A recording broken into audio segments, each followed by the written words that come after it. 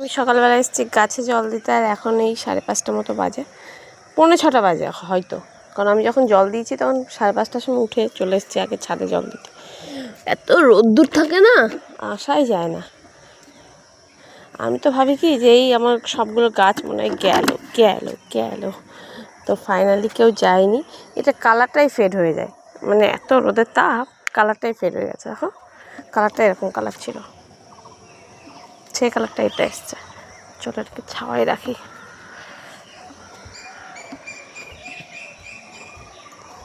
এই পাশটা একটা শুধু রেখেছি, এটা পুরো কালারটা কেমন হয়ে যাচ্ছিলো, লাল লাল, যে এই পাশে রেখেছি তারপরে মনে হচ্ছে একটু সাদা হয়েছে। এই হচ্ছে পাশে থাক।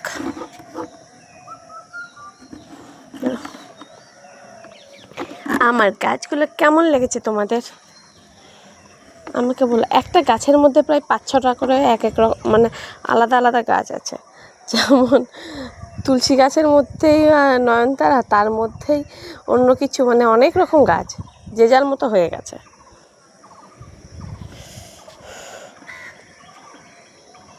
কমেন্টে বলো কেমন লাগছে।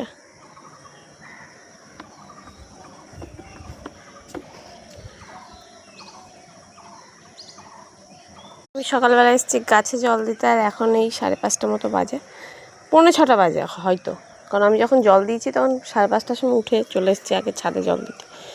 এত রোদ্দুর থাকে না, আসাই যায় না।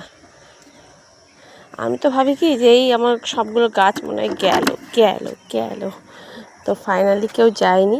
এটা কালারটাই ফেড হয়ে যায়, মানে এত রোদের তাপ, কালারটাই ফেড হয়ে গেছে। এখন কালারটা এরকম কালার ছিল, সেই কালারটা এটা এসছে। চলো এটাকে ছাওয়াই রাখি।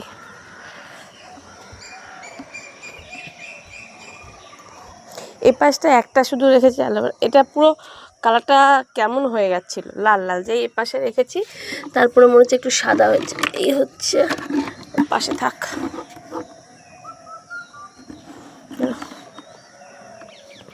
আমার গাছগুলো কেমন লেগেছে তোমাদের আমাকে বলো। একটা গাছের মধ্যে প্রায় 5-6টা করে এক এক রকম, মানে আলাদা আলাদা গাছ আছে।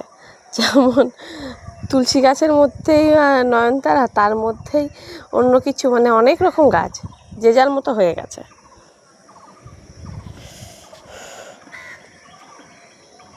কমেন্টে বলো কেমন লাগছে।